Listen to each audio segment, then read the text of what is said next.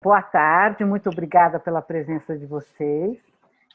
Essa mesa a gente vai falar da importância da atualização da pesquisa no fazer cultural na fotografia brasileira. O título já diz tudo, né? A rede nasce há 10 anos atrás, e nesse nascimento da rede ela faz uma pesquisa para conhecer as suas dimensões, né? E passaram-se 10 anos, muita coisa já mudou, tecnologia nova já entrou, e a rede não atualizou essa pesquisa. É uma coisa urgente que todos os grupos de trabalho da rede solicitem dentro das suas áreas, né? E a gente aqui convidou 3 bambambãs no assunto, né? Para trazer para a gente algumas ideias do que eles já praticam, de pesquisas que eles já fizeram dentro da área da cultura, que nos sirva de inspiração. Sem mais demandas, já vou começar a passar a palavra. A primeira pessoa com quem eu vou falar é com a Ana Letícia Fialho.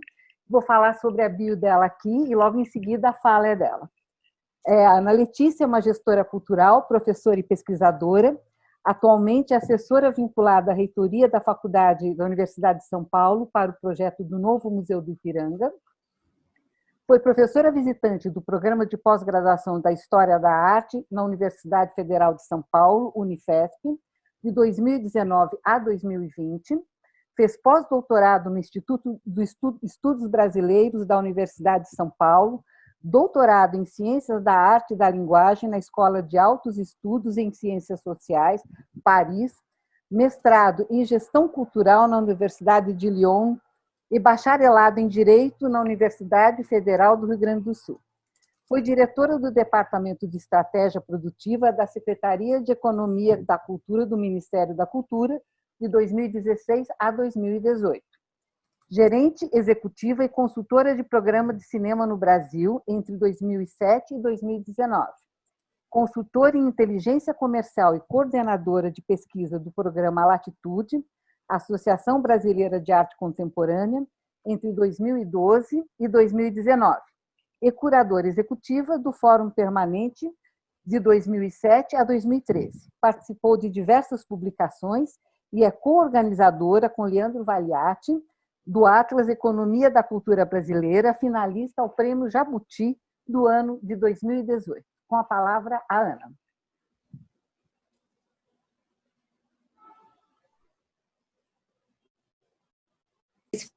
Convite da rede para discutir um tema que, de fato, é fundamental, é um tema que aí estrutura, na verdade, um pouco a minha trajetória profissional, né, como gestora cultural e como pesquisadora. Estive envolvida em diversos esforços, né, de mapeamento de setores culturais, de levantamento de dados. Um importante esforço foi feito em parceria com o Cláudio, querido Cláudio, colega, amigo, que está aqui conosco hoje, no nosso período no Ministério da Cultura, ou seja, a reflexão acerca da importância de dados e estatísticas, né, para o setor cultural como estratégia, tanto voltada ao seu desenvolvimento específico, quanto na agenda de políticas públicas, aí, de certa forma, perpassa a minha trajetória, né? Às vezes, como gestora cultural e no lugar da elaboração das políticas públicas e, por vezes, como pesquisadora, de fato, no campo, tentando organizar, levantar, mapear, trazer essas informações que podem ser ferramentas importantes aí. Acho que, primeiramente, uma realidade que a tua fala mesmo, né, Carmen, já trouxe aqui, esse desafio que esse construir pesquisas e organizar esses dados, e às vezes esses gaps existentes, né, essas lacunas que ficam aí entre um esforço de mapeamento e depois o desafio de se manter séries históricas, né? Acho que esse é um aspecto que a gente observa aí, se olhar um pouco o panorama, né, dessa área de estudos no setor cultural no Brasil, que está atrelado, na verdade, a uma inexistência de um órgão que centralize e se responsabilize pela produção dessas informações sobretudo, né, as macroinformações, as informações aí de aspectos econômicos, os macrodados, né, como a gente vê que existem, que são ferramentas importantes em outros contextos, né, a gente sempre olha para a França como uma referência de um país aí que produz estatísticas, né, no âmbito da cultura e que foi capaz, aí no contexto de pandemia, de mobilizar e produzir aí diagnósticos tanto do setor cultural como todo, como de setores específicos, logo nos primeiros meses, para daí desenhar as políticas mais adequadas, assertivas, né, que pudessem responder aí a um contexto emergencial. A gente não tem esse cenário, a gente tem, por outro lado, uma série de iniciativas, na falta, né, digamos, de um censo da cultura, por exemplo, que fosse, né, organizado e que tivesse à frente um órgão especializado, né, com a expertise necessária para a produção de dados. A gente tem uma dispersão de dados e uma série de iniciativas que tentam, então, responder essa necessidade de diferentes setores, né? Não que no âmbito do Ministério da Cultura ou do IBGE não tenham se produzido dados, se produziram também dados, mas não se conseguiu nunca se produzir de forma sistemática, regular, e que se pudesse produzir séries históricas aí, né? Só como um exemplo, a gente tem o próprio Sistema de Informações e Indicadores Culturais do IBGE, que teve aí 4 edições, um período aí, né, 2006, 2007, foram, né, 2 publicações sequenciadas, depois pulou, tivemos uma outra edição em 2013, e aí passaram-se 6 anos e veio-se a publicar aí em 2019 a última edição, né, com dados que pegavam aí entre 2011 e 2018. Isso para dizer dessa falta de continuidade, às vezes, né, da produção aí de informações e indicadores da cultura.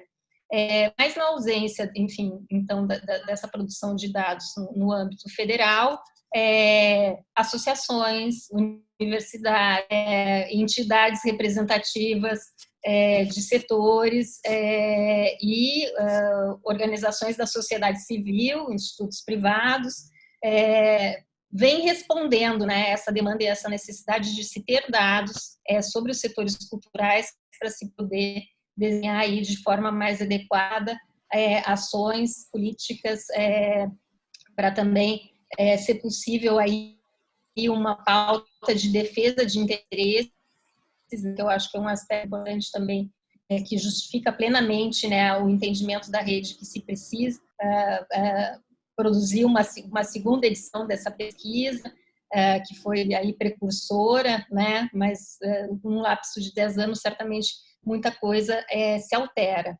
Então, num cenário teria dados nacionais consolidados, um órgão específico com mandato expertise, bancos oficiais, né, que possibilitassem aí a extração de dados confiáveis, a regularidade, né, essa questão da construção de séries históricas, não adianta só fazer um diagnóstico, você tem que monitorar as mudanças e as alterações aí ao longo do tempo, para justamente se poder responder, né, de forma atual e as questões contemporâneas que se coloca, metodologias referenciadas, de preferência referenciadas também internacionalmente, para que a gente pudesse comparar os setores, né?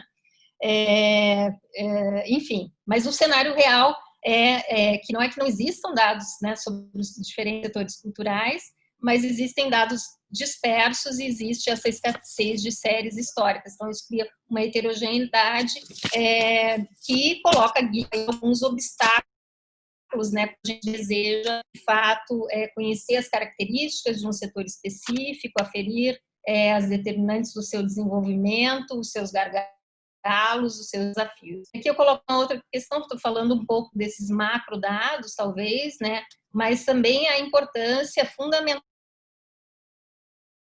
panoramas gerais que tragam dados econômicos, que se tenha também esses mapeamentos setoriais que tragam a possibilidade de diagnósticos mais precisos e desenvolvimento aí de a contextos e especificidades setoriais. Portanto, eu também sou uma defensora dos estudos setoriais, né? Eu acho que eles são, muitas vezes, inclusive, uma ferramenta de mais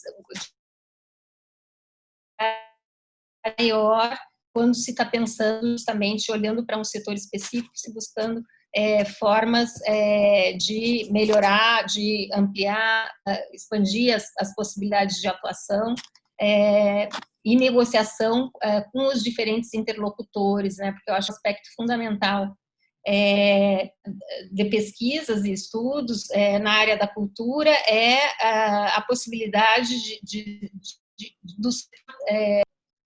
ter informações para dialogar, ou seja, se apresentar, né? E aqui eu posso contar uma anedota, porque eu estava muito próximo na época, o setor de galerias do mercado de arte, né, que tem uma interface aí com a fotografia,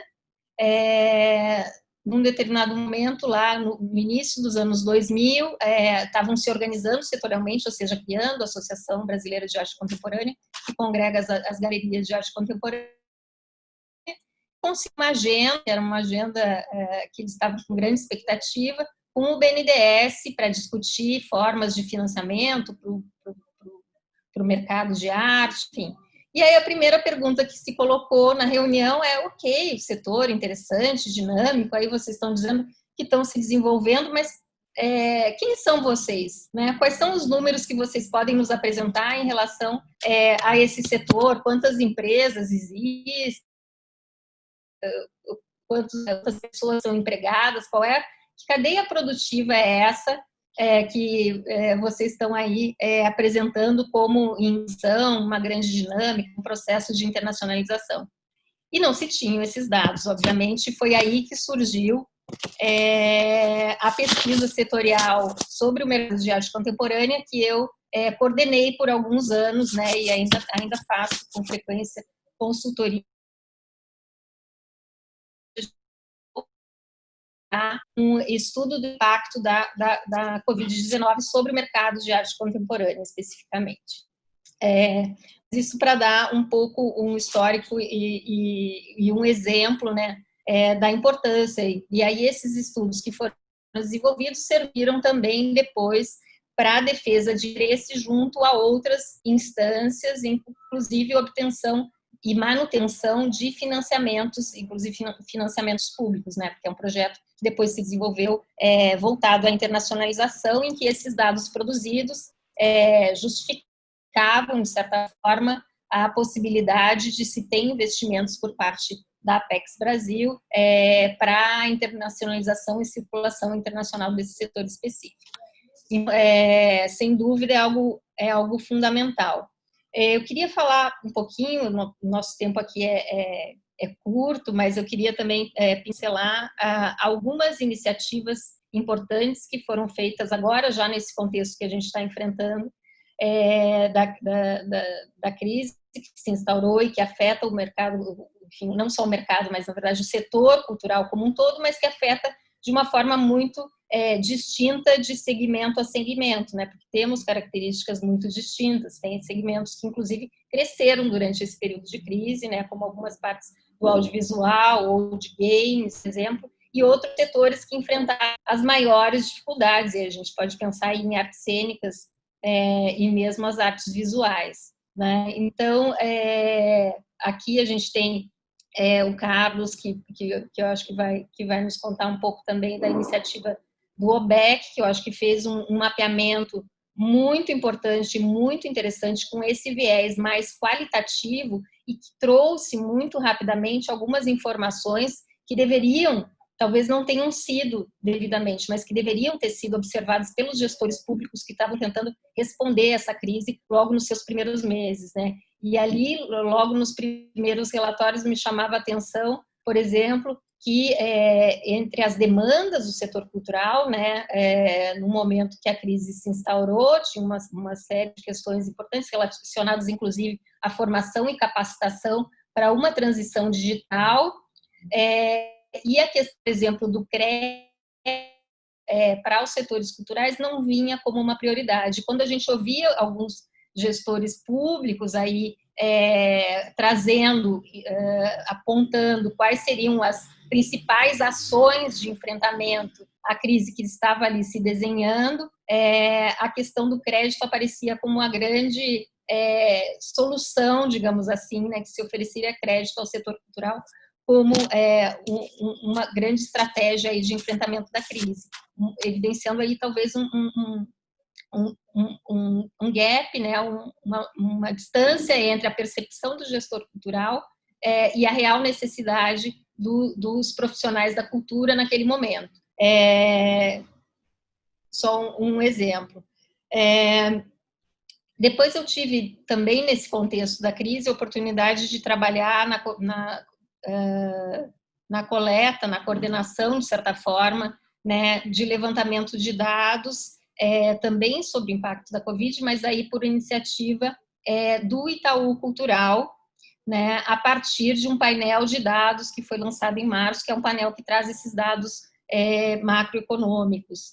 E ali, nesse relatório, que se chama 10 anos de economia da cultura, os impactos da crise no setor cultural, eu trabalhei bastante com a parte de investimentos públicos em cultura, e que chamava muita atenção e que é contraditiva, eu acho que vai contra ao que nós, gestores culturais, normalmente insistimos e afirmamos e batalhamos, na verdade, que é a questão de se ter mais investimento em cultura, que os investimentos públicos estão sendo reduzidos, etc.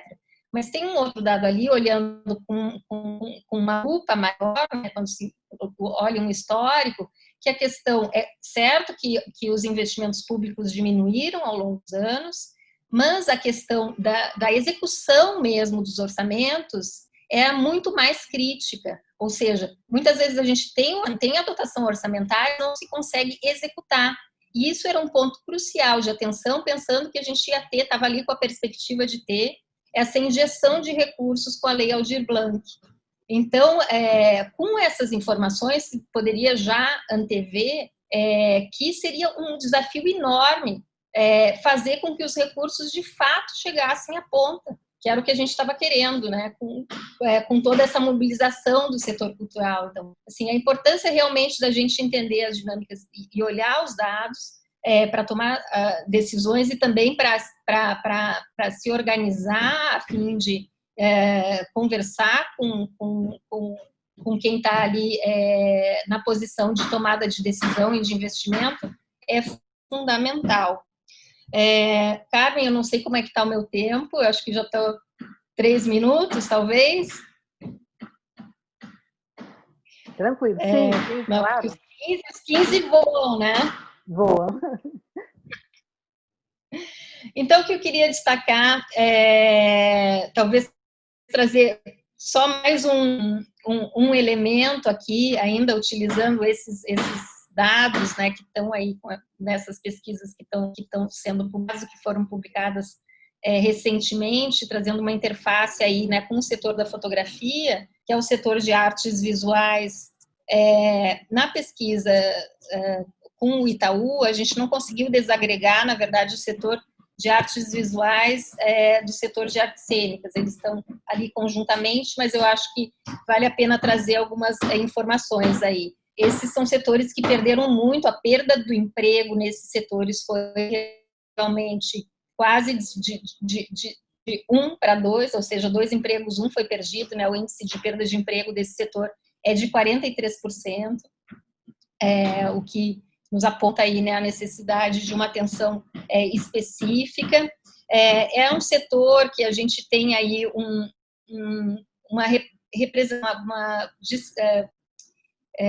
características distintas em relação a emprego e a renda das empresas. Então, é um setor que emprega aí quase 5% dos trabalhadores da cultura, especificamente, mas em apenas 2,5% das empresas e apenas 0,5% das receitas. Ou seja, tem muita gente trabalhando, mas a capacidade econômica do setor não é tão significativa se comparado a setores aí mais ligados à tecnologia e tal. Mas isso para dizer que esses aspectos econômicos são importantes e devem ser considerados, né, em momentos de negociação e tudo mais, mas eu acho que talvez a gente tenha, e essa é uma discussão aí que tive muitas vezes com o Cláudio, a gente tenta dar ênfase ao aspecto econômico da cultura, né, quando se vai buscar o apoio por parte dos gestores públicos para esse setor, destacando a relevância e tal, mas eu acho que esse contexto de pandemia, ele deixa evidente que a gente tem que insistir sobre a importância simbólica da cultura também. A gente é importante porque é importante, não é só pelas razões econômicas, embora sim, a gente, né, pertence a um setor aí dinâmico, tem capacidades de resposta para esses contextos de crise que são muito específicas, muito próprias e por si só justificam uma atenção e um investimento. Então, eu gostaria de parabenizar a iniciativa, dizer que tenho o meu total apoio para essa próxima edição da pesquisa da rede, acho fundamental. Eu acho que isso é algo que fortalece, né, e vocês já têm um histórico aí de práticas colaborativas e uma capacidade, né, de agregar agentes do país todo. Nesse primeiro mapeamento, isso é evidente, né, como a fotografia pulsante em todas as regiões do país, e certamente, transcorridos esses 10 anos, deve ter muito mais coisas interessantes a serem mapeadas e contadas. Acho que fico por aqui e a gente pode voltar a falar de alguns aspectos no debate. Obrigada. Olha, obrigada pela sua fala. E é muito importante, pegando esse final, né, do entendimento, né, que é importante levantar dados quantitativos, mas os dados qualitativos da cultura eles chegam na frente, né, porque mesmo que ela não some um valor tão grande, como você mesmo colocou, do game, do próprio cinema, que é uma indústria que o dinheiro e a necessidade dele é muito maior, né? Ou mesmo do audiovisual, ela entrega a muita gente, né? E ela tem muita gente envolvida com essa atividade. E esse é um desafio que a gente enfrenta na rede, tanto com relação às metodologias, né? Que é uma coisa que a gente vai buscar esse apoio com vocês, inclusive com todo mundo que trabalha com isso, quanto entender como trazer a questão qualitativa, a mostra, né? Para um trabalho junto às políticas públicas. Visto que o pessoal da rede, todos nós somos do Brasil todo. Então, são prefeituras distintas, governos de estados distintos, né? É uma batalha muito grande entender todo esse universo. Bom, vamos seguindo em frente, né, para as nossas conversas. Agora segue com Cláudio Lins. As perguntas que o pessoal quiser colocar aqui, tanto do pessoal que está aqui na mesa com a gente, como do pessoal que está nos assistindo, vão ficar para o final. O Cláudio Lins, que está aqui com a gente, é advogado, com mais de 20 anos de experiência em assessoria e representação jurídica, em especial em questões relacionadas com aquisição, gestão e transferências de direitos de propriedade intelectual, contratos civis e administrativos, parcerias intersetoriais e em diversas áreas do direito empresarial. É doutor em Direito pela Universidade do Estado do Rio de Janeiro, e mestre em Direito pela Universidade Notre Dame dos Estados Unidos. Entre outras posições, foi secretário nacional de Economia da Cultura do Ministério da Cultura e consultor do Banco Mundial. Entre 2002 e 2011, dirigiu o Departamento Jurídico da Fundação Roberto Marinho. É professor da pós-graduação Lato Sensu em Direitos de Propriedade Intelectual da PUC Rio de Janeiro, tendo sido professor adjunto do Instituto Brasileiro de Mercado de Capitais, o IBM-MEC, professor visitante dos cursos de graduação e pós-graduação estrito sensu em Direito da Universidade do Estado do Rio de Janeiro e professor assistente da Universidade Cândido Mendes, entre outras atividades de ensino e pesquisa.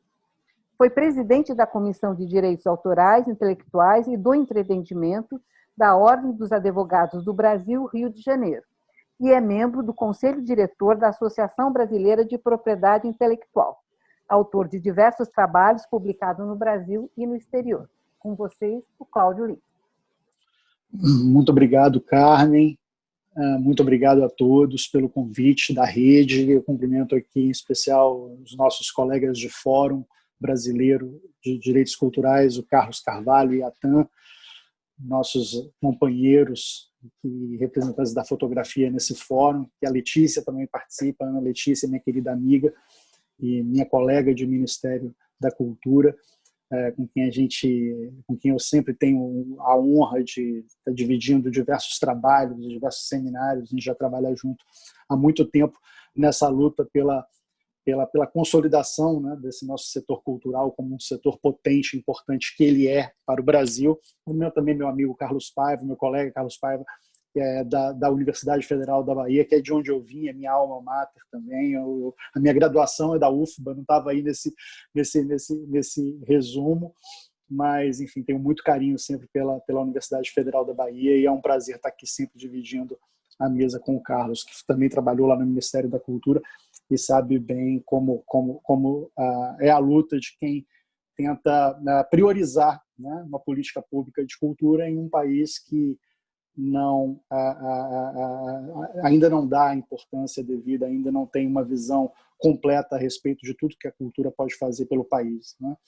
Costumo dizer, e aí eu pego o gancho do que a Ana Letícia falou no final, que cultura não é apenas indústria, né? A gente tem um monte de atividade que tem a ver com cultura, um monte de coisa que tem tudo a ver com cultura e não tem necessariamente a ver com indústria.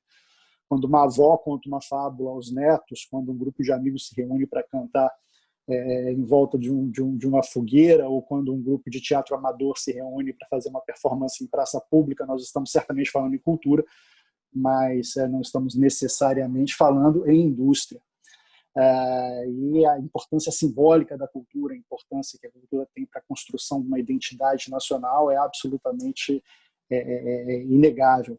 Mas dizer que cultura não é apenas indústria não significa dizer que cultura não seja indústria também. Aliás, cultura é um conceito amplíssimo, né? Cultura, filosoficamente, significa tudo aquilo que nós, seres humanos, fazemos para melhorar a nossa experiência de vida, que não seja meramente fisiológico, que não seja comer para não morrer de fome, beber para não morrer de sede, tudo isso é cultura. Então, o teatro é cultura, o direito é cultura, o audiovisual é cultura, a fotografia é cultura também. E isso tudo faz parte de um arcabouço que nós nos construímos e construímos a nossa nação com base nesse arcabouço todos os dias.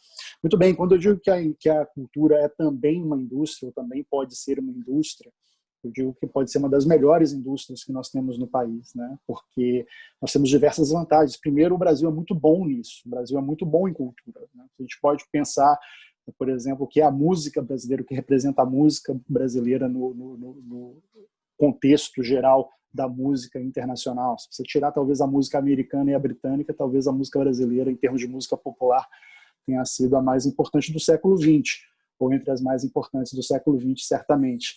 E isso também poderíamos dizer isso a respeito do design brasileiro, poderíamos dizer isso a respeito do audiovisual em determinadas situações, nós poderíamos dizer isso de diversos segmentos da produção cultural brasileira. O Brasil é um país solar, é um país aberto, é um país diverso, é um país multiétnico, e isso tudo favoreceu a construção de uma tradição cultural muito rica, reconhecida em todo o mundo e certamente uma das tradições mais importantes do mundo. Então, nós somos bons nisso. Além do mais, a cultura é uma área intensiva em capital intelectual, uma área que sempre vai dar emprego para pessoas, não é? Mesmo que nem daqui a 5 séculos a máquina vai substituir o olhar humano, porque a arte é principalmente uma comunicação entre humanos. Ainda que apareça um robô capaz de copiar um artista, ele será apenas um robô que copia muito bem um artista. Ele não será um humano conversando com o outro. Na nossa área também, a área cultural, além de ser uma área em que nós somos bons, intensiva em capital intelectual, intensiva em capital humano, é uma área que é ambientalmente responsável. Nós não somos uma indústria especialmente poluente, o que é muito importante, é um ativo muito importante para agora e para o futuro, investir em indústrias que sejam limpas, e isso é uma coisa que a indústria cultural é. Claro que nós temos o nosso impacto ambiental, todos temos nosso impacto ambiental, devemos cuidar para que ele seja o menor possível sempre, mas é um impacto ínfimo se comparado com outras indústrias, como, por exemplo, a mineração, ou qualquer outra indústria que é importante no agronegócio, importante na matriz econômica brasileira.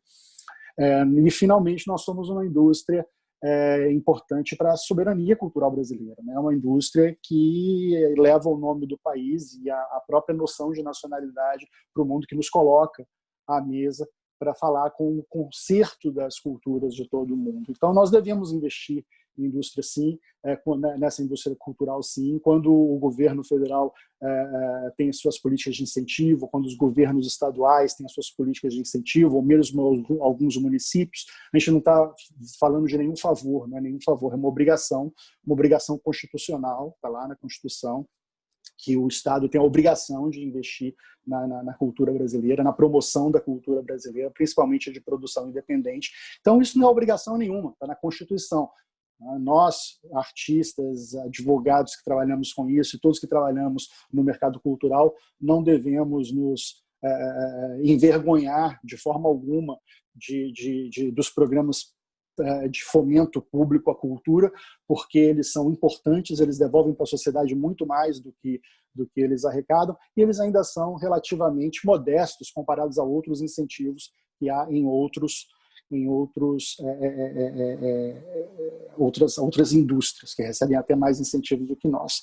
Voltando especialmente aqui, então, para a fotografia e para o estudo que eu acabei de ler e achei muito interessante essas informações muito úteis, né, amplas, é um verdadeiro catálogo, um quem é quem do mercado, com todas as diretrizes. Eu fico imaginando alguém que está entrando no mercado agora de fotografia e tem acesso a todo esse manancial de informações. Isso é realmente um trabalho fantástico e deve continuar sendo aperfeiçoado e aprofundado, porque, como a Ana Letícia falou, os dados são absolutamente essenciais para qualquer setor. Para quem não sabe para onde vai, qualquer vento é ruim. Então, nós precisamos de um mapa para saber se nós estamos navegando no caminho certo. E algumas coisas chamam a atenção. Eu vi, por exemplo, quando a gente vê o gráfico dos produtos, né, onde os membros da rede mais divulgam e comercializam o produto de seu, ou expõem o produto de seu trabalho. Tive ainda uma participação pequena de TV, internet e vídeo, principalmente internet, uma participação ainda muito pequena, quando a gente vê que as fotos estão em todos os lugares. Então a gente começa a imaginar, nesse novo mundo, o que é que nós temos pela frente? Não é? Apenas 6,97% dos produtos são ligados a TV, internet e vídeo, comparado com encontros, seminários e simpósios, por exemplo, é menos da metade disso, dos festivais, por exemplo. Então, acho que existe aqui um grande potencial de desenvolvimento nessa área. E de onde vai vir esse potencial? Como aproveitar esse potencial? Entendendo que a fotografia é uma obra, e sendo uma obra, além de ser uma obra de arte, ela é um produto, ela é um bem passível de proteção por direitos de propriedade intelectual, mais especificamente por direitos de autor. No momento em que um fotógrafo cria a sua fotografia, ele está criando, além de uma obra de arte, ele está criando uma propriedade. Naquele momento, a propriedade é dele. Aquela propriedade só deixará de ser dele se ele ceder esta propriedade para alguém. E qualquer pessoa só poderá utilizar aquela propriedade com a autorização dele. A autorização que pode ser gratuita, que pode ser cobrada de diversas formas. Pode ser licenciada, e aí o fotógrafo se mantém como o titular da fotografia, mas ele autoriza o uso de terceiros, mas depois que acabar aquele contrato de licenciamento, ele retoma todos os direitos sobre essa fotografia. Pode também ser uma cessão de direitos, efetivamente, como se estivesse vendendo a foto para alguém. Nesse caso, deve ser negociado como se fosse uma venda, portanto, deve ser bem remunerado, a cessão deve ser melhor remunerada do que a licença, mas eu acho que, acima de tudo, o mercado precisa compreender e começar a tratar esse patrimônio como ativos que podem ser negociados no mercado, que têm um valor, que agregam um valor à economia e que agregam um valor muito especial a esta nova economia, né? Então, é preciso que o mercado se conscientize que o fato de haver um mercado de fotografia ou o fato de haver um mercado cultural não os torna menos artistas. Uma coisa não anula a outra. Você pode continuar sendo um fotógrafo independente, você pode continuar sendo um fotógrafo com seu viés artístico, com seu trabalho autoral, e também consciente de que você cria algo que tem uma função econômica e que você deve ser remunerado de acordo com a função econômica que você gera para esse mercado. Isso só vai surgir a partir de uma consciência dos próprios fotógrafos de que no momento em que eles criam aquilo, eles estão criando uma propriedade que eles precisam tratar com cuidado. E o tratar com cuidado significa isso: ver os contratos, entender o que está fazendo com aquela fotografia, quais são os direitos, o que a pessoa que está adquirindo aquela fotografia está ganhando com aquilo, qual que é a participação justa desse fotógrafo, desse autor da fotografia nos resultados econômicos desse trabalho. E isso só vem a partir dessa consciência. Então, assim, às vezes as pessoas me perguntam, meus colegas advogados me perguntam como é trabalhar como advogado do mercado cultural. Os meus amigos que trabalham, por exemplo, com banco ou com enfim, outros mercados. E aí eu digo para eles sempre, olha, no seu mercado, você tem que convencer o seu cliente de que você é o melhor advogado para resolver o problema dele. No meu mercado, eu preciso convencer o cliente que ele precisa de um advogado para começo de conversa, porque muitas vezes isso sequer faz parte das preocupações. Apenas agora o setor cultural brasileiro está se profissionalizando e isso se dá de formas em ritmos diferentes, em diferentes linguagens. O setor audiovisual, por exemplo, já está muito profissionalizado há muito tempo. O setor da música é muito organizado há mais de 100 anos. O ECAD funciona muito bem, o ECAD arrecada direitos para músicos, compositores, produtores fonográficos há muitos e muitos anos, e com resultados impressionantes, não apenas no Brasil, mas no mundo todo. Esse sistema de gestão da música enquanto ativo econômico já está muito maduro. Na fotografia, nem tanto. Muito embora nós tenhamos um mercado muito potente, com muito potencial mesmo, principalmente na internet. Veja qual é o papel da fotografia na internet, o que seria dos memes não fossem as fotografias, o que seria de toda essa cultura nova que surge na internet não fosse a fotografia. A fotografia ela está em todos os lugares nesse novo mundo da internet. Ela tem uma força imagética diferente do audiovisual, ela tem uma proposta diferente do audiovisual, ela é outra coisa, ela é um momento que jamais se repetirá, ela é um momento que o olho humano não capta na sua vida do dia a dia. Portanto, ela tem um papel muito específico na comunicação humana. E é por isso que a fotografia é preferível, inclusive ao vídeo. Não há qualquer hierarquia entre essas linguagens em diversas utilizações, em diversas aplicações, e no mundo da internet isso é muito claro. Então, o que o mercado precisa fazer? Precisa se organizar. As redes, como essa rede de produtores de fotografia e outras associações de classe, precisam se organizar. Como é que nós estamos tratando isso? Como é que são os nossos contratos? Como é que nós estamos valorizando essa profissão e nos diferenciando dos muitos amadores? Porque, veja bem, sempre houve teatro amador, mas isso não acaba com o teatro profissional. Sempre houve o poeta amador. Isso não acaba com a poesia ou com a literatura profissional. Uma coisa é você ser uma pessoa que gosta de arte e que faz as suas fotografias como hobby. Isso é perfeitamente possível e, de repente, pode até surgir uma obra-prima disso, pode surgir de qualquer lugar uma obra-prima disso, mas não é disso que nós estamos falando. Nós estamos falando de pessoas que vivem disso, que se dedicam a isso, que estudaram isso, que trabalham com isso, que tiram o seu sustento desta atividade. E de todos que dependem também desse talento para que as suas empresas funcionem, para que as suas produtoras funcionem, para que seus festivais tenham o impacto que deveriam ter, para que os seus eventos tenham o registro que deveriam ter. Enfim, existe todo um mercado interessado nesse trabalho dedicado e profissional do fotógrafo com um viés profissional. E isso só vai acontecer, nós só teríamos, eu acho que talvez o próximo passo, e aí Porque os dados qualitativos eles são super importantes, mas quando eles conversam com os quantitativos, eles ficam poderosos. Porque, veja bem, convencer a nós mesmos sobre a importância da fotografia é desnecessário. Nós somos convertidos, nós somos tarados por cultura, todos nós que estamos aqui neste seminário somos pessoas do mundo da cultura. Falou em cultura para a gente abre a porta, é tudo que a gente mais respeita na vida. Mas nós precisamos falar para fora desse grupo.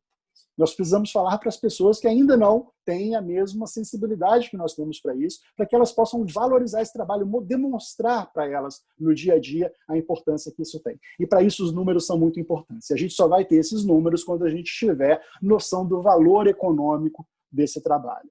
Então, acho que é um trabalho que precisa ser continuado, que precisa ser aprofundado. É preciso investigar por que a internet ainda responde por tão pouco desses produtos nesse gráfico aqui da página 24, não, da página 44 do estudo.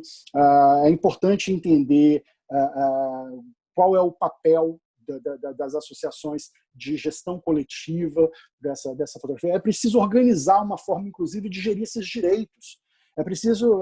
Hoje o mercado de fotografia é muito descentralizado.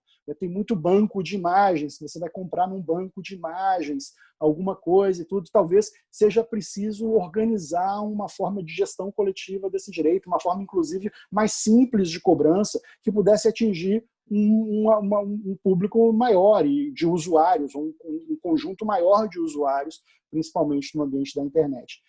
Eu acho que eu já esgotei meus 15 minutos, Carmen. Sim, mas se você quiser concluir, fique à vontade.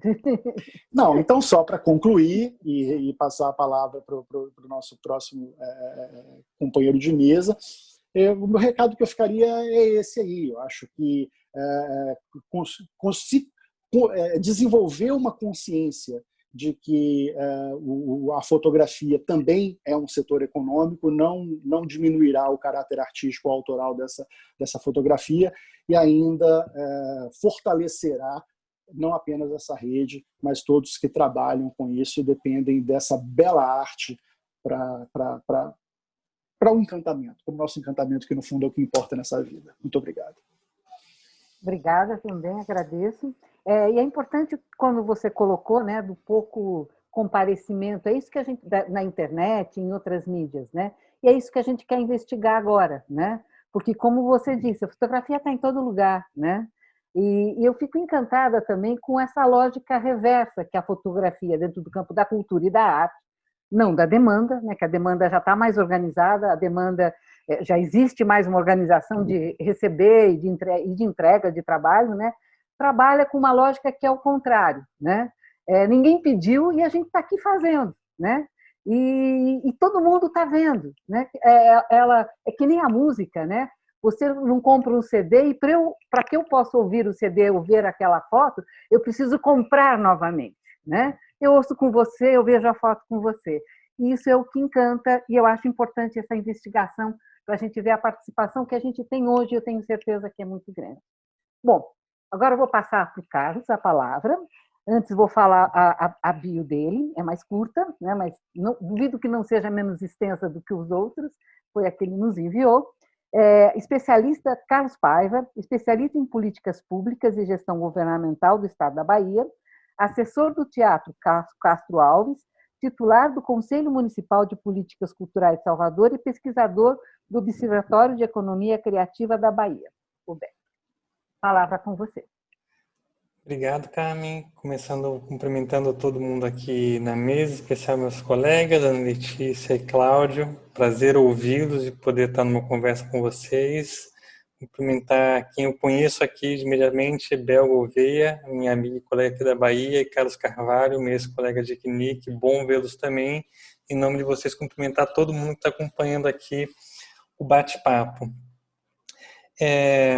Eu optei nessa apresentação, em vez de trazer os resultados da pesquisa que já estão, acho, disponíveis e acessíveis para todo mundo, trazer algumas das reflexões, das questões que estão que eu acho importante que a gente converse sobre e que talvez não tenham respostas claras, elas mais abrem possibilidades do que indicam alguma fórmula, um caminho, mas eu acho que são essas perguntas que resultam em processos mais produtivos e mais ricos, que é o que se quer nessas conversas.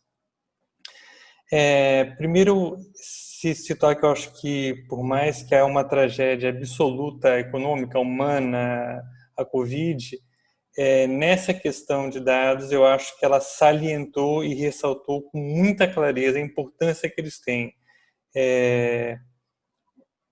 A pandemia desarranjou uma série de acomodações que existiam no nosso sistema. Eu digo isso porque a gente é sempre muito crítico à situação corrente, normalmente, mas a situação corrente, ela geralmente atende a uma série de agentes e atores, ela está muito bem acomodada. E a pandemia deu meio que um choque de arrumação, um freio de arrumação trágico, mas que pode abrir perspectivas e entendimentos que de outra maneira talvez a gente não tivesse. Então, já que a gente está passando por esse processo, vamos tentar passar crescendo com ele. Alto grau de incerteza e a forma, inclusive, que a gente enfrenta essa pandemia, pelo menos que enfrentam com seriedade, o conhecimento, a informação, os dados é um insumo de primeira ordem.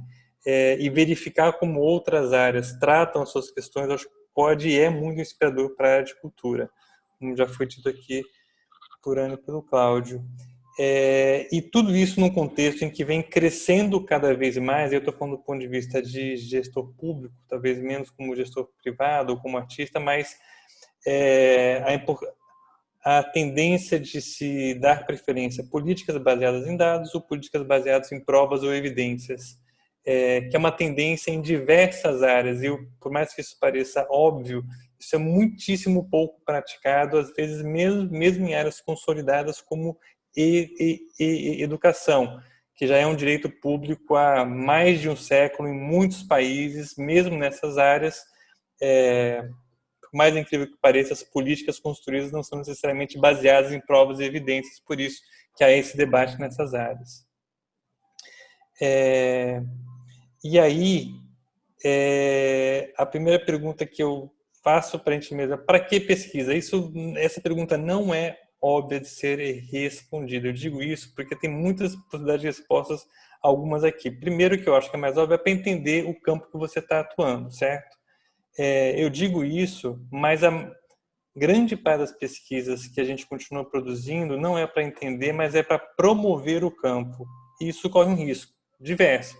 Primeiro, pesquisa para promover, depois a gente vai ser uma pesquisa de pouca qualidade, porque você está procurando uma coisa que você já sabe ou já acredita, você está procurando uma coisa que sustente uma visão prévia que você tem. Então, você não está vindo com uma questão, você está vindo com uma certeza e está procurando uma prova da sua visão de mundo. E a tendência é que você, ao fazer isso, você agregue muito pouco valor à sua atuação e à sua interlocução, porque o seu interlocutor, se ele for um grau razoável de sofisticação, ele vai ter rapidamente a leitura de que aquilo lá não é baseado em uma questão aberta, que se entendeu que pode aí agregar inclusive valor para ele, mas você está simplesmente querendo comprovar um ponto que você já trazia de antemão.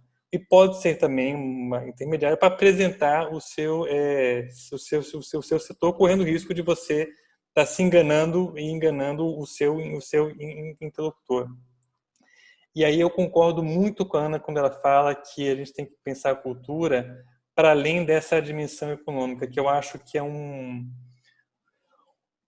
fetiche um pouco que a gente tem caído nos últimos anos, e eu acho importante o cruzamento do pensamento econômico com o fazer cultural, tem uma conversa aí riquíssima, mas quando a gente tenta justificar o valor da cultura pela sua dimensão econômica, simplesmente a gente cai numa cilada absoluta, porque falar que, por exemplo, que cultura gera emprego como argumento para conseguir algum tipo de recurso é um dos argumentos mais ingênuos que se possa ter para um gestor público, porque qualquer investimento em qualquer área vai gerar emprego, vai gerar imposto. vai resultar vai ter em outros valores. Então, falar simplesmente que gera emprego é falar o óbvio.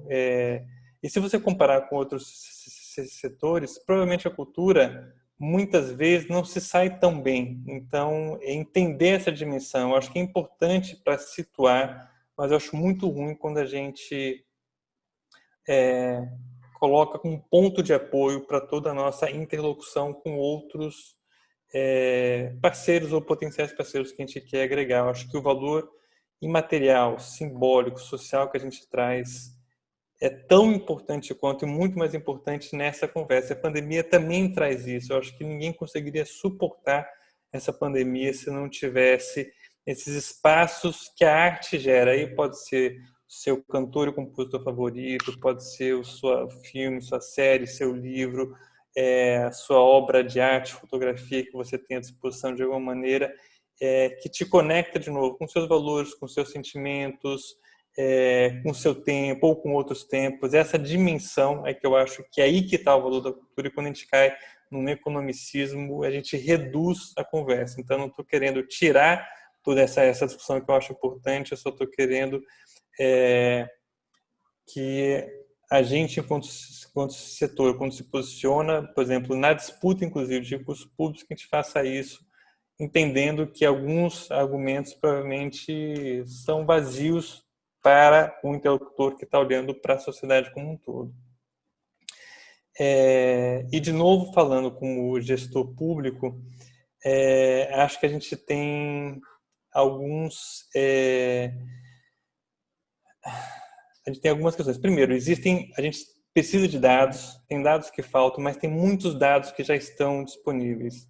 Dados da sua própria organização, dados que você pode produzir com a sua própria organização, dados de terceiros, aí pode ser terceiros privados, como Itaú Cultural, como o OBEC, para dar 2 exemplos aqui citados, mas tem diversos outros que a gente pode conhecer, ou os dados estatísticos oficiais, que a gente tem ainda uma cultura de não lê-los, utilizá-los e refletir sobre eles, apesar de estarem disponíveis há muito tempo e apesar do IBGE ter tido a parceria com o MINC, tentar produzir e mastigar eles para o seu setor, a gente ainda não consegue ainda consumir nem os dados que estão disponíveis. Eu digo tudo isso querendo dizer o quê? É importante a gente se perguntar, saber que perguntas a gente quer fazer, saber o que a gente quer com os dados, ter a franqueza de encontrar, talvez, dados que não favoreçam concepções prévias que a gente tem da gente, do nosso próprio setor, e entender que esses achados são tão mais ricos do que aqueles que provavelmente simplesmente confirmam visões prévias que a gente tem. Na pesquisa do OBEC, por exemplo, a gente acredita, eu vou falar o OBEC como um exemplo, mas porque eu estava ali participando, mas isso se aplica basicamente a qualquer outra pesquisa que foi feita durante a pandemia. Não quero soar cabotino falando da pesquisa que eu participei, porque todas as outras tiveram uma qualidade tão boa quanto igual e são todos complementares. Então, entendam o meu exemplo dessa maneira. Primeiro, eu acho que deveria ter ajudado os gestores a identificar nesse contexto de pandemia, mas isso serve em contexto não de crise também, onde é que a gente tem que investir melhor os nossos recursos, que é o dilema clássico de qualquer política pública. Diante da finitude de recursos e da infinitude de demandas, o que é que eu vou priorizar? Para onde é que eu vou alocar esses recursos?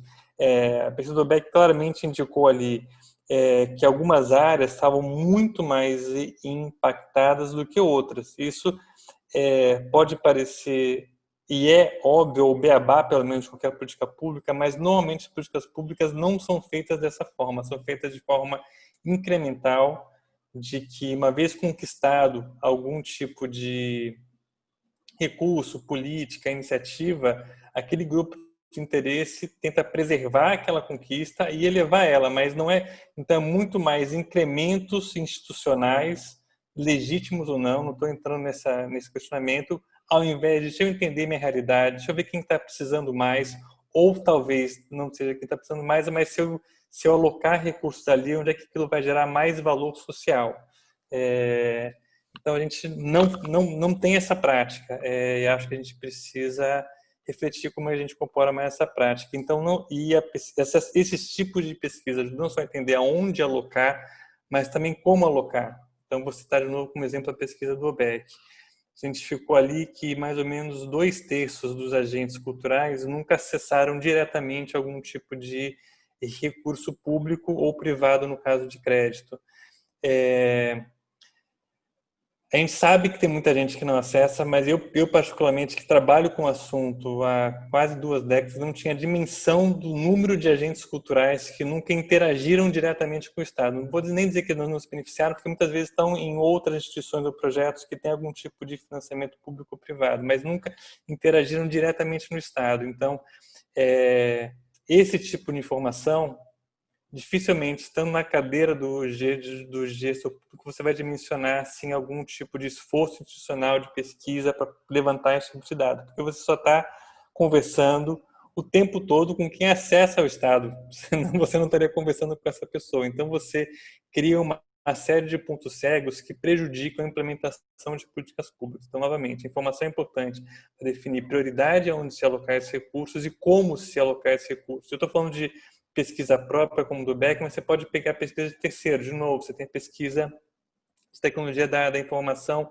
sobre a internet, também se agora da Covid, cujo primeiro caderno foi sobre a área cultural.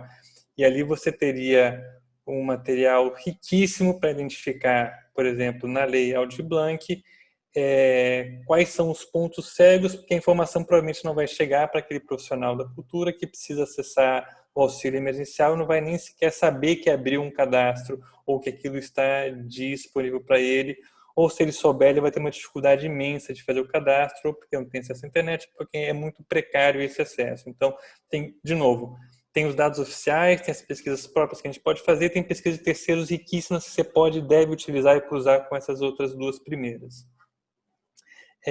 Além dessas 2 clássicos usos de informação, em que alocar e como alocar, acho que se a gente trouxer mais essa cultura de dados, eu não quero falar disso como bala de prata, mas como um qualificador de um processo que é mais complexo, nos processos decisórios que a gente participa, e isso acho que vale tanto para instituições privadas quanto instituições públicas.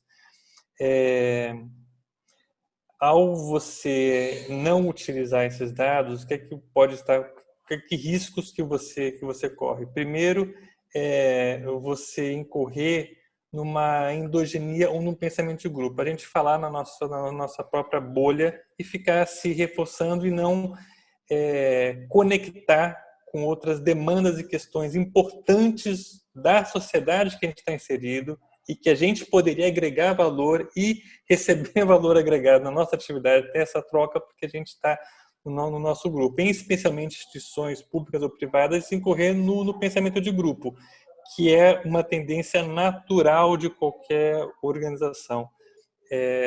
E quando você investe em pesquisa ou investe em leitura de pesquisa de terceiros dados oficiais, você meio que traz uma pequena vacina para esse pensamento de grupo.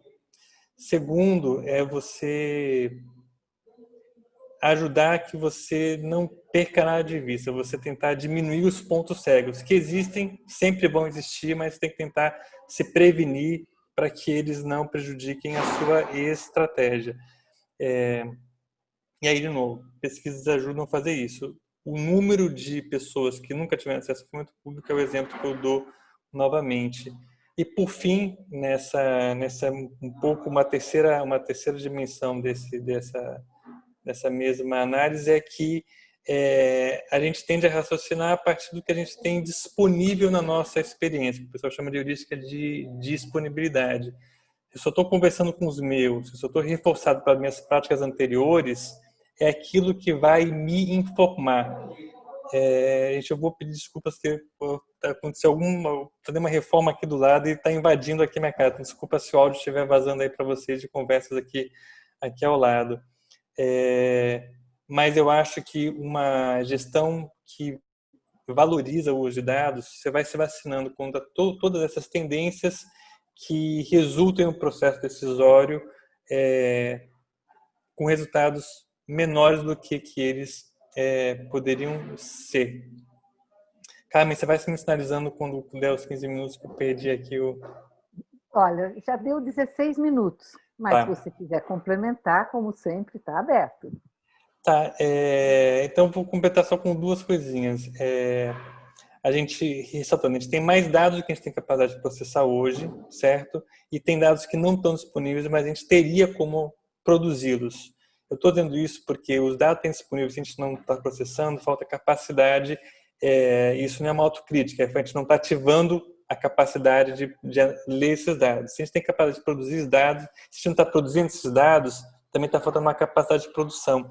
Eu acho que o Brasil nunca teve tantos grupos capazes de fazer isso, em todo o Brasil, na universidade, em governos, apesar de pouco na área pública também, e na área privada. Então, eu acho que a gente está, neste sentido, caminhando, ou possibilidade de caminhar para um cenário melhor. Concordo que falta ao Brasil órgãos que centralizem isso, e seria importante isso, mas acho que a gente pode produzir isso através de redes, até porque o ideal é que esse tipo de iniciativa seja o máximo possível compartilhado, porque há altos e baixos, tanto na área privada como na área pública, e quanto mais compartilhado você tem essa estrutura que alimenta, centraliza processos, consolida esses dados, você um pouco que minimiza quando uma dessas pernas quebra ou cai, porque você tem uma rede ali que continua, de certa maneira, alimentando aquela iniciativa. E com isso eu concluo aqui a conversa. Bom, quero agradecer também. Acho que você trouxe um ponto de vista muito importante, né? Que é o ponto de vista do gestor público, né?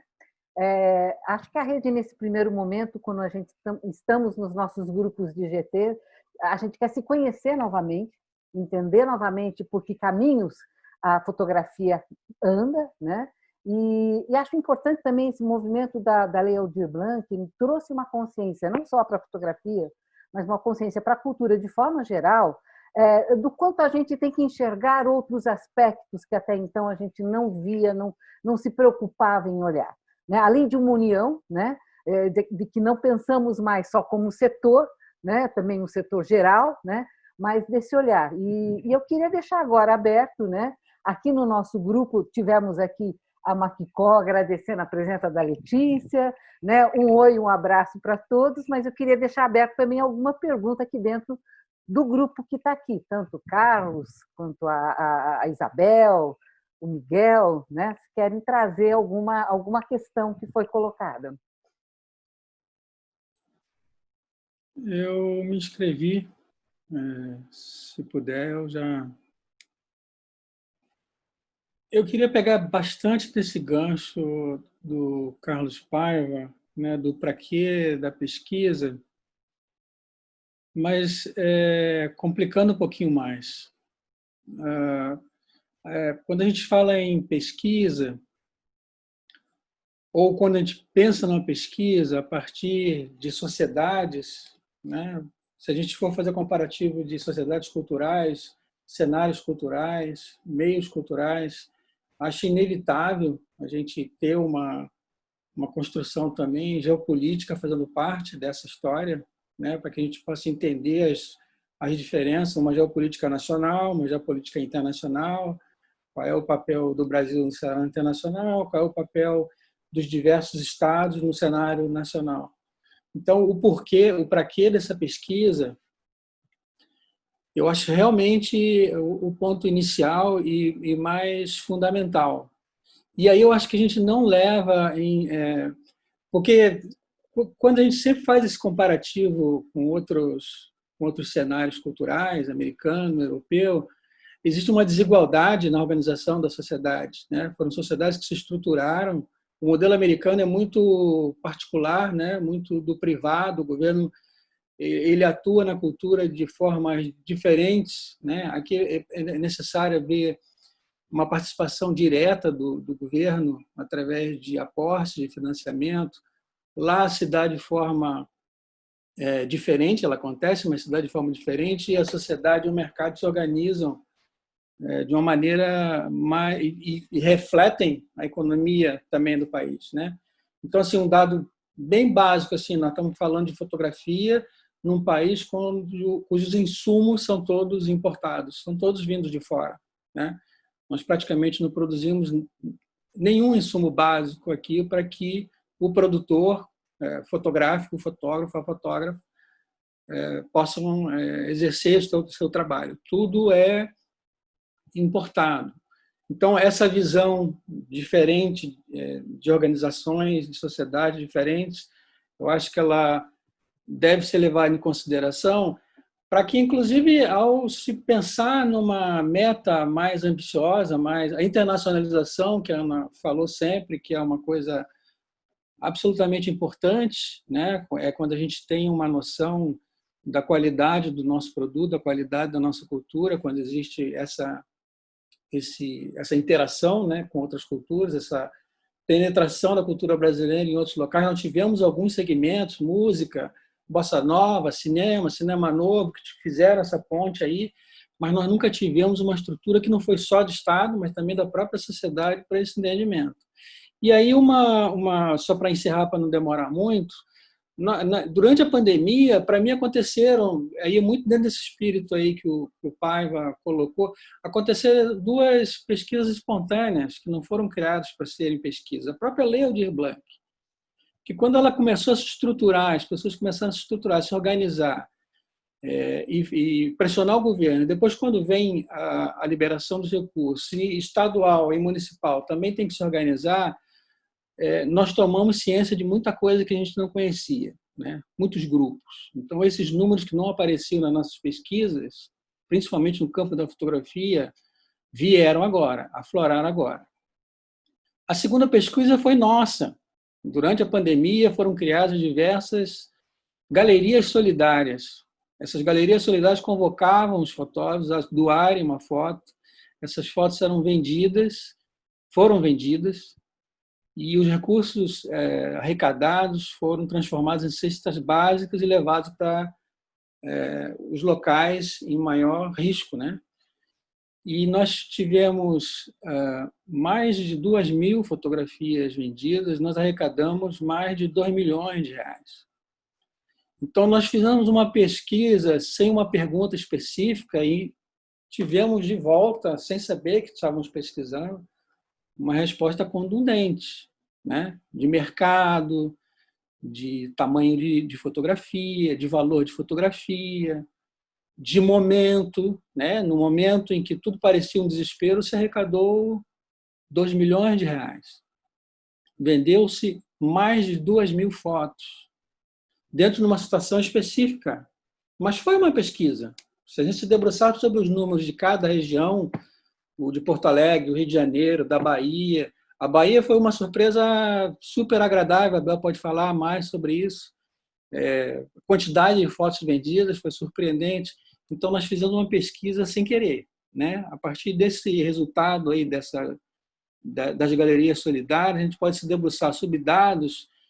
Então, remete a para quê e qual é a pergunta, né? Quais são os questionamentos que a gente deve ter em nossas pesquisas para que não atenda só um momentâneo, né? Que seja um patamar, uma plataforma que vai nos auxiliando, às vezes respostas que atendem o imediato, mas respostas que também nos levam a pensar no planejamento a longo prazo, né? Era isso que eu queria colocar. E aí, se vocês veem, essa é a pergunta que eu queria colocar para vocês. Se para vocês faz sentido, se vocês veem alguma lógica, embora eu saiba que o custo é grande, né, de ter uma espécie de BGE específico para a cultura.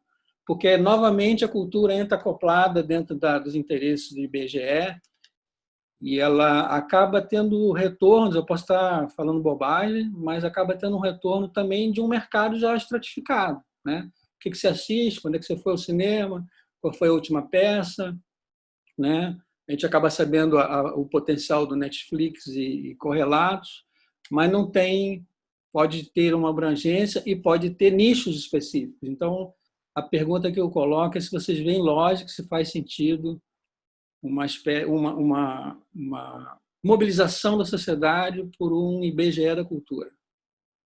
Só avisando, gente, a gente só tem mais 5 minutos, tá? Desculpe aí ter tomado tanto. Tudo bem.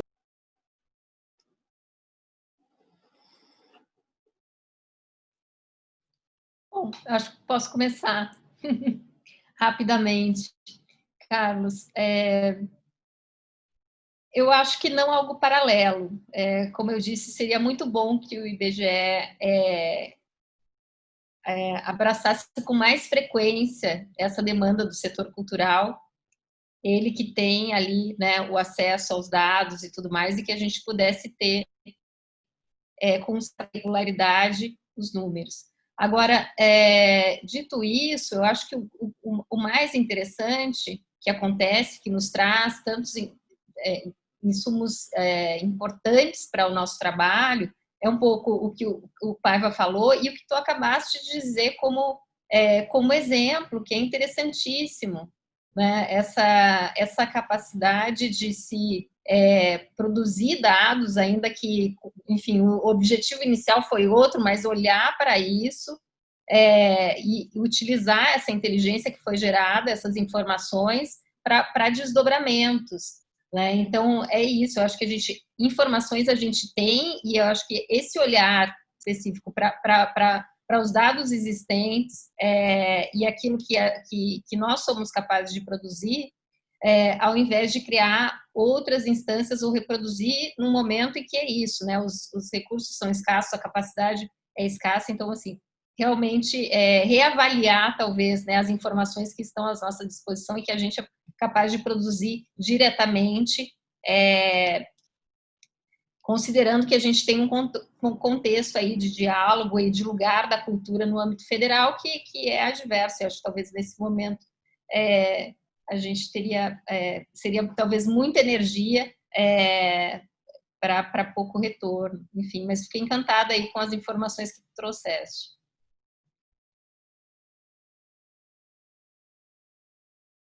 Um minuto.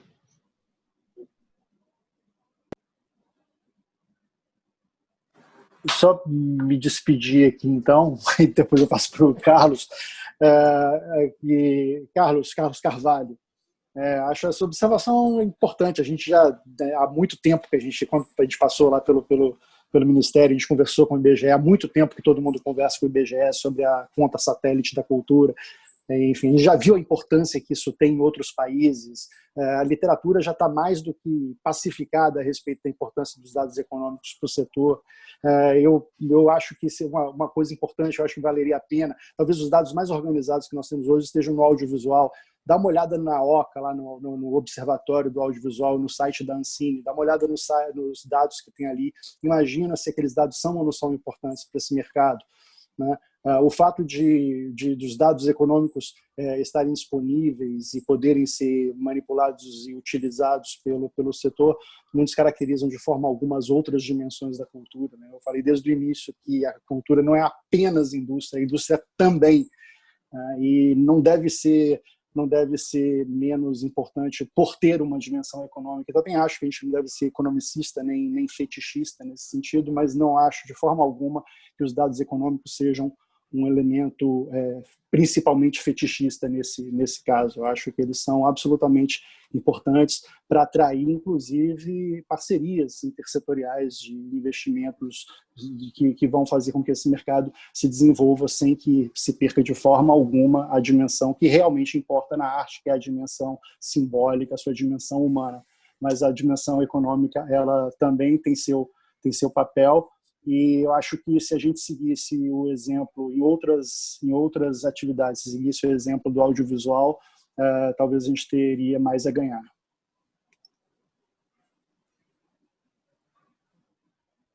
Despedidas, né? Eu acho que... Despedidas e comentando com o que o Carlos falou, não acho necessário que a gente tenha nesse momento o IBGE. O Ministério, tanto através da Secretaria de Economia da Cultura, quanto pelos culturais, tiveram diversas iniciativas nesse sentido. Governos estaduais também tiveram, municipais também tiveram.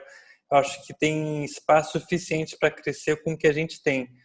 Então, se eu fosse apostar minhas fichas em alguma direção, eu ia apostar em quem já está fazendo, conectar e dar meios de quem está disposto a fazer nesse momento atual, realizar. Porque o governo federal, a gente sabe que nesse momento não vai sair nada nesse sentido. Então, não perderia tempo lá, investir meu tempo onde a gente teria produtividade. Cara.